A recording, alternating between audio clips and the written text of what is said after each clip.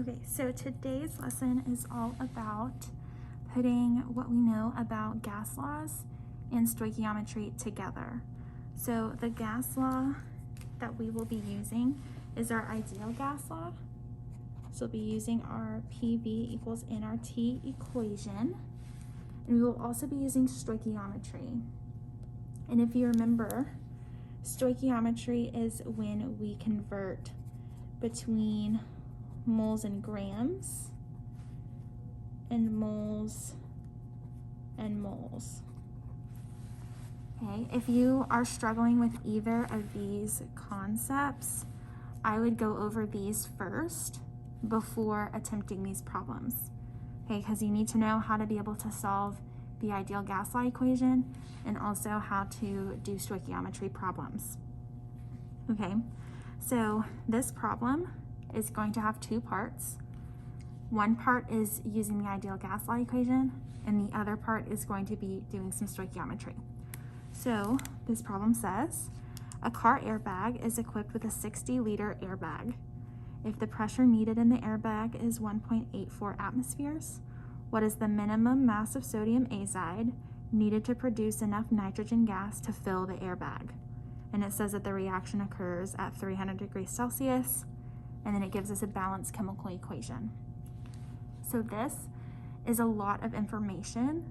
So the first thing I want you to do is underline all the information, or highlight if you're doing this on the computer, what information they give you.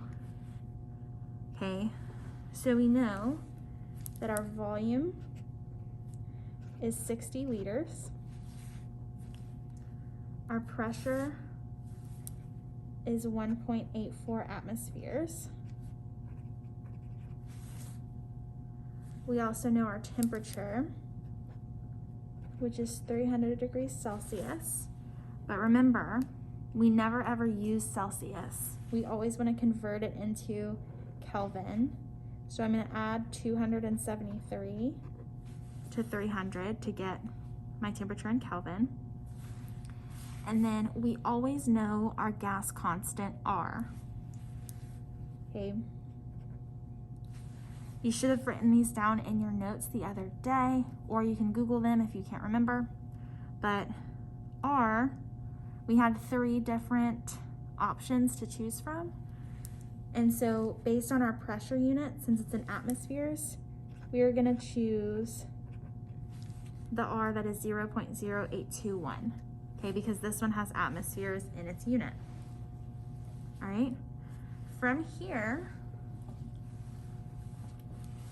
we are actually able to use our ideal gas law to solve for the number of moles. Okay, so if you look in your question, the very end goal is to figure out the mass of sodium azide, which is this right here, our reactant. So we're trying to figure out the mass, obviously in grams. And so what we can do to figure out grams is solve for the moles of our gas and then use stoichiometry to figure out how many grams were required to produce that much gas. Okay, so right here, you can see that our nitrogen has a G next to it. This means it's a gas. So we can solve for how many moles it has. So if we plug that into our equation, PV equals nRT, 1.84 times our volume.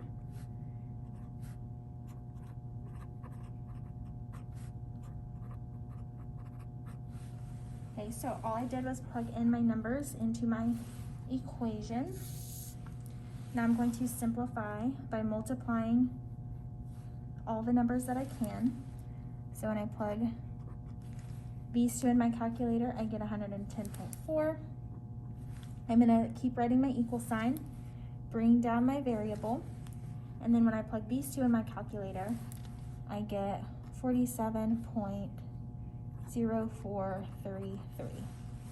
Okay, from here, I'm going to divide both sides by this number that's next to my variable. because we want to get rid of that number. So divide both sides by 43.0433, 7.0433. This cancels out, and I'm left with an answer of n equals 2.35 moles. Okay, so I've solved part 1 of my problem. However, this is not what my final answer is, because I want to figure out the mass of sodium azide. So, given that there are 2.35 moles of this gas, I can convert using stoichiometry. Okay, I'm going to move this up just a little bit. So whenever I do a stoichiometry problem, I'm always going to draw out this kind of like T-chart. Okay, and so in my chemical equation, my only thing that I know for certain is that I have 2.35 moles of nitrogen gas. So that's what I'm going to write first. 2.35 moles of N2. Okay, so you're always going to put your given right here in the very, very first blank, and you're going to leave this bottom one just blank. Okay, and remember, in our stoichiometry problems, we're really only going to be dealing with moles and grams. So you wouldn't put anything measured in liters here, like you wouldn't put the volume. Okay, so keep that in mind when you do your practice later on. So I'm going to start with my given, and I can automatically put this unit in the bottom of the next section. Okay, so I'm always going to put whatever's up top in the bottom of the next section. So I have moles of N2. Then I'm going to ask myself, what can I convert this into? Right? So I have two options really. I can convert moles to grams, or I can go between moles and moles. So I need to look at my end goal. Which one would get me closer to this answer? Converting to moles, or converting to grams of nitrogen gas, or converting to moles of NaN3. So I want to convert to moles of NaN3. And whenever you go between moles and moles, you're always going to look at the coefficients in the balanced chemical equation. So next to my N2, I have a 3. And next to my sodium azide, I have a 2. Okay, so I'm just going to put a note here. For mole to mole, you look at your chemical equation. Okay, so I would make a note of that if you did not remember that. So now I've converted to moles of NaN3, but I want to find grams. So I'm going to keep going because I haven't found what I'm looking for yet. And I will automatically put my unit up top in the bottom of the next section, moles NaN3. And then from here, I can convert from moles to grams. And grams is what I'm looking for. Okay, so I know that this is my last step. So whenever I convert between grams and moles, I'm going to use the molar mass, which says that for every 1 mole of a compound, it tells you that its mass can be found on the periodic table. Okay, so I would note that down. So I ask myself, for every 1 mole of my compound, how much does it weigh? And so if you look at the periodic table, you would add the mass of sodium plus the mass of nitrogen times 3. And that would give you a mass of 65.02 grams. Okay, since I found the unit that I'm looking for, I know that I can stop adding more sections to my chart and just solve. And to solve these, I multiply all the numbers that are on top and divide by the numbers on bottom. So in my calculator, I would type in 2.35 times 2 times 65.02 divided by 3, and I would get my answer, which is 101.9 grams of sodium azide. Okay, this is my final answer. And I know that this is my unit because that's what unit I have up top. Okay, so I know that this is a lot, but you really just need to list out what you know and figure out what to do first. Okay, that's always a good starting point. Right, so let's try another question. I'm gonna flip this page to the back. It says, what volume of hydrogen gas is produced at 23.5 degrees Celsius and 779 torr when 0.2281 grams of magnesium reacts with excess HCl? And I have my balanced chemical equation down here. So, to get started, again, I want you to underline or highlight what you know. And we're gonna write that out, okay? So, if I write out PV and RT, these are all the pieces of information that I would put into my ideal gas law equation. So I have my pressure, which is 779 torr, and I have my temperature, which is in Celsius, so I need to add 273, and so I would get 296.5 Kelvin. And then I don't have my volume, I don't have my number of moles, but I always know my R because it's a constant. And since my pressure unit is in torr, the R that I'm going to use is 62.4. Okay, so now I'm left with two unknowns in my ideal gas law equation. And I can never ever solve for two variables at once. So I know that this cannot be my first step. Okay, I want to figure out, my end goal is to figure out my volume of hydrogen gas. So I know that I need to solve for N in order to do that. And this is moles, so that's going to tip me off that I'm probably going to do my stoichiometry first. Okay, so I'm going to look at my other given. I know the grams of magnesium, right here, 0.2281 grams. And I know that I want to figure out the moles of my gas, which is hydrogen. Okay, so looking at these two, actually let me draw my chart first.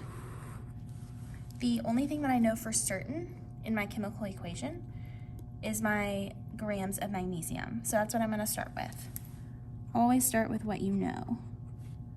So I have that many grams of magnesium. I'm going to automatically put my unit from the top to the bottom. And then I'm going to ask myself, what can I convert grams into? And my only option is moles. Okay, and it has to be the same substance. So whenever I go from grams to moles, you're always going to use the same chemical. Okay, I'm doing my molar mass conversion. So I'm going to say to myself, for every 1 mole of magnesium, how much does it weigh? I'm going to check my periodic table and find that magnesium weighs 24.305 grams. Okay, I've made it to moles of magnesium. However, I want to find grams, so I'm going to keep going and draw another section. I'm automatically going to put the unit from the top to the bottom. And can I convert moles into grams? Yes, I can. So, oh, actually, I lied to you. That would just get me back to the start. I want to end up with moles of hydrogen. So, sorry about that, guys. Can I go from moles of one substance to moles of another? Yes, I can. So I'm going to write moles of H2. Okay, now I'm doing a mole ratio conversion. So I'm going to look at my chemical equation and find the coefficients. So the coefficient in front of magnesium is 1. If it doesn't have 1 on there, you can just assume it's 1. And then my coefficient in front of H2 is also 1. Okay, now what I have up top is what I was looking for. So I know I can stop with this chart and solve. So I'm gonna do 0.2281, and I could multiply it by 1 and multiply it by 1, but that would just give me the same answer, so you don't have to do that. So I'm just gonna plug this number into my calculator and divide by what's on the bottom. And so my answer for this is 0.009 moles of H2. Okay, I'm gonna look back at my question and see if I've answered what it's asking for. So it wants to know what volume of hydrogen gas. So I have not found the volume of hydrogen gas, but now that I know this information, which is my N, I'm able to solve for the volume using my ideal gas law equation. So that is the second part of this problem. So I'm gonna write out PV equals nRT, and I'm gonna plug in my givens.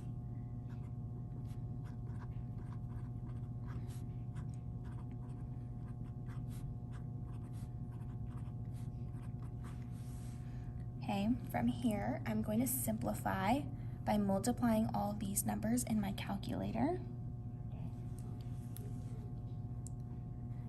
And then I'm going to, I don't have that solved yet, sorry. So I'm going to divide both sides by 779. After I do that, cancels, and I get volume equals 0.21 liters. Okay, so all I did was multiply these numbers in my calculator and then divide by 779, and I rounded it to 0.21, and you always want to put your unit, and that is my final answer. Okay, it was asking for the volume, and there it is. Okay, I know these questions are a lot. If you stuck with me this far through the video and you still are unsure of what you're doing, go back and watch the stoichiometry videos from the past, or even just look it up on YouTube. If you're confused about the ideal gas law stuff, you can review the work we've been doing the past week. And if you still can't figure it out, log into Zoom or email me, and I can help you out. Okay, so let me know if you have any questions.